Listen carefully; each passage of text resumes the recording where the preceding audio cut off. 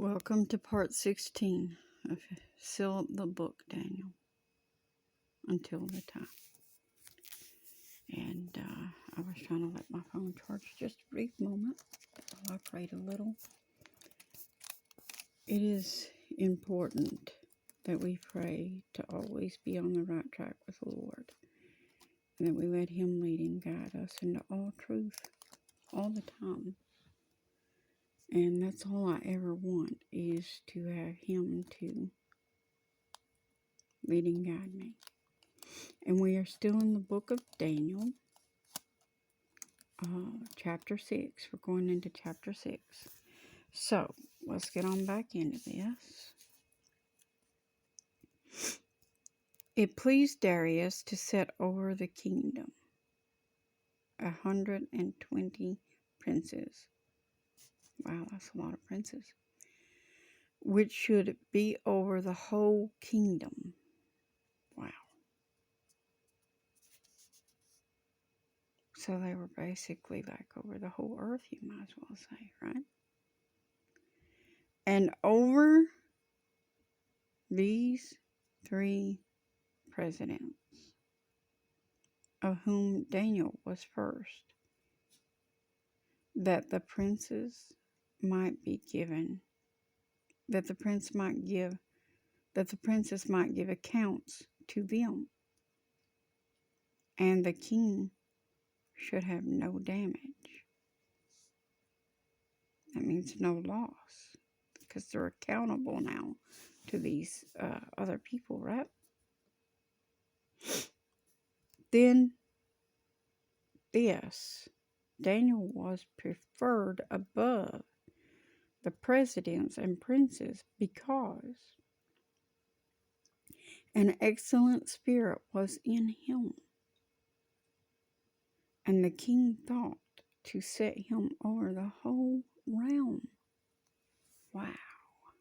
Could you imagine? That's a lot of responsibility. It's a lot of responsibility. Then the presidents and the princes sought to find occasion against Daniel. Oh my, yes. Because now they're accountable to Daniel. And they can't just do whatever they want. They can't just skim or do whatever they want. They have to be able to prove out what they've done.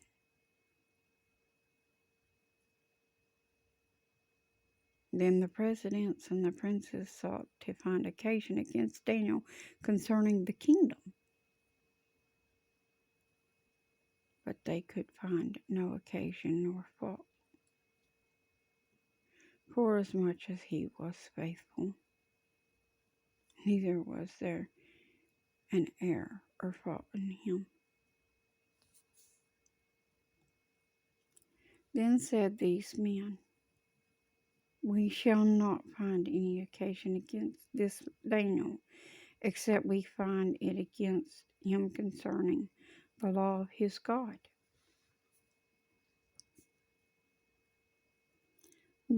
Then these presidents and princes assembled together to the king, and said thus to him, King Darius, live forever. And see, here they go. Here goes the serpents, just whispering.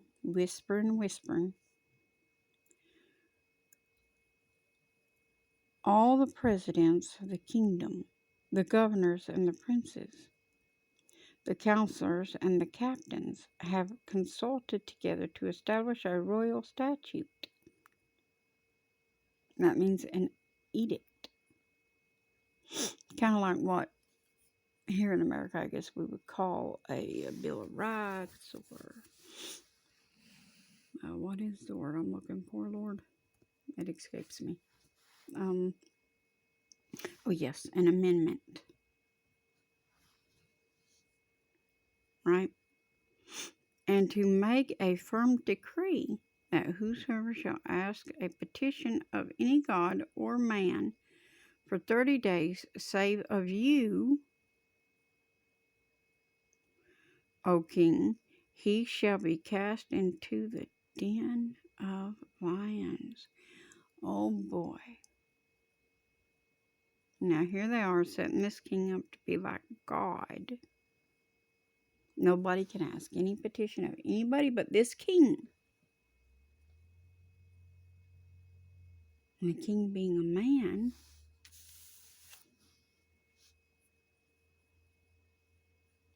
thought, well, yeah, they should prove their loyalty, I'm sure, right? You got to think of this like you're that king for a minute. Now, O king, establish the decree and sign the writing that it be not changed according to the law of the Medes and Persians, which alters not. Wherefore King Darius signed the writing and the decree. Now when Daniel knew that the writing was signed, he went in his house, and his windows being opened in his chamber towards Jerusalem, he kneeled upon his knees 3 times a day and prayed and gave thanks before his God, as he did before time. Then these men assembled and found Daniel praying and making supplication before his God. Then they came near and spoke before the king concerning the king's decree. Have you not signed a decree that every man that shall ask a petition of any god or man within 30 days, save you, O king, shall be cast into the den of lions? The king answered and said, the thing is true, according to the law of the Medes and the Persians, which alters not. Oh boy. See? They used the thing they knew that Daniel loved to try to entrap and to snare Daniel, to get him put to death for obeying his God. And if you think we're not back in Babylon, living in that totalitarian state, you are very wrong. Those of you who seek to be like Daniel are going to find yourself ensnared in these traps. You're going to have to be able to trust in the Lord to get you out. And if you can't, you're going to be chow-chow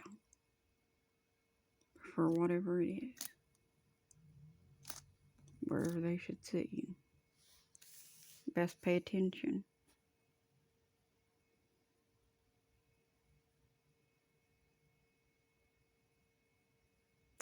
Then these men, verse 11, chapter 6 of Daniel. Then these men assembled and found Daniel praying and making supplication before God. See, because they knew what Daniel would do. Then they came near and spoke before the king concerning the king's decree.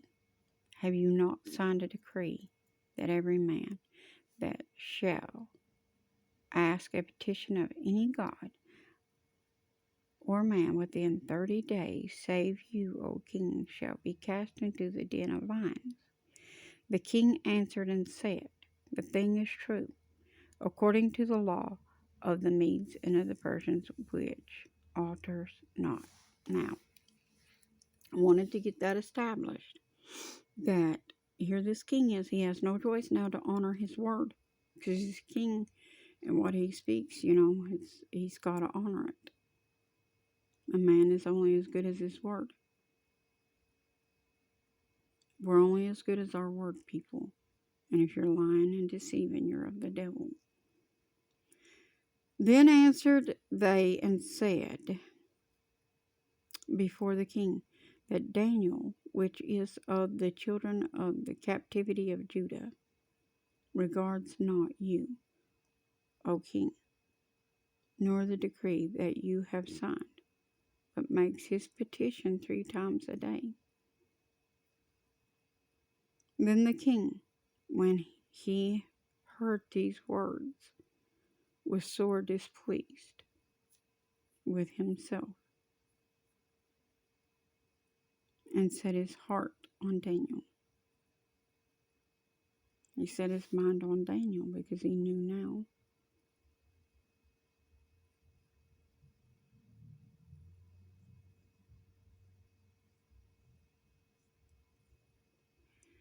Set his heart on Daniel to deliver him.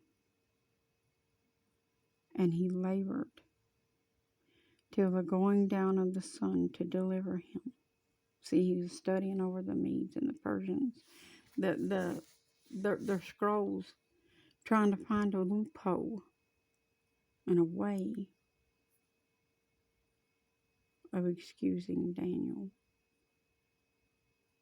But then these men assembled to the king and said to the king, Know, O king, that the law of the Medes and the Persians is that no decree nor statute which the king established may be changed. Then the king commanded, and they brought Daniel and cast him into the den of lions. Now the king spoke and said to Daniel, Your God, whom you serve continually, he will deliver you.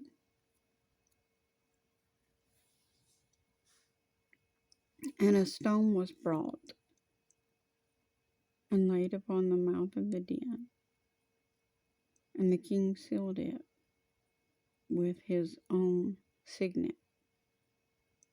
That's a sealing ring now. And this wax has been put upon it, and his melted, and he put his signet in it with his ring.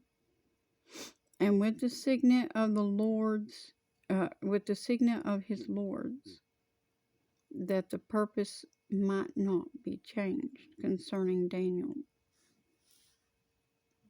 See, this was the seal that was set. And anytime that mark was seen, they knew it was the king, right? Or if it was one of the lords, their signet. Each one had their own signet, right? And they would know who sealed this thing. And you see, when God seals a thing, he has a particular seal too, just like the mark of the beast. And I was talking to you a little bit about this already. Whose seal is upon you?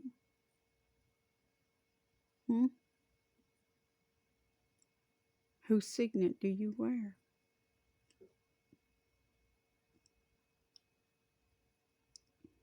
Who do you truly belong to? The beast? Are you bearing his mark every day in everything that you do? Or in the things that you do? Or anything that you do? Or are you bearing the Lord's mark in everything that you do? Think about it.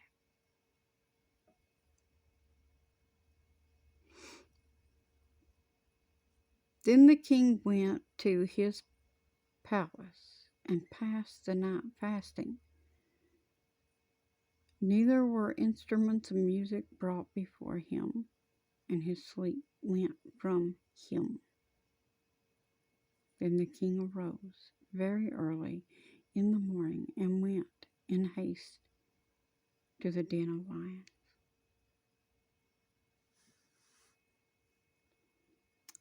And when he came to the den, he cried with a lamentable voice to Daniel. And the king spoke and said to Daniel, O Daniel, servant of the living God, is your God, whom you serve continually, able to deliver you from the lions?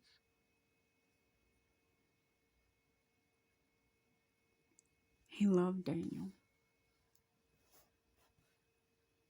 Daniel had a great amount of respect because of what he believed and who he was and how he honored God.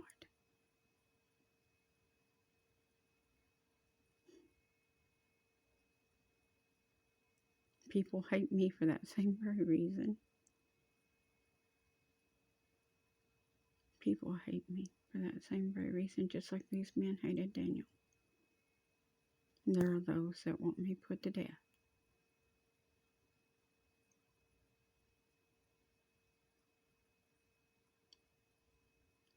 I'll see you in the next part.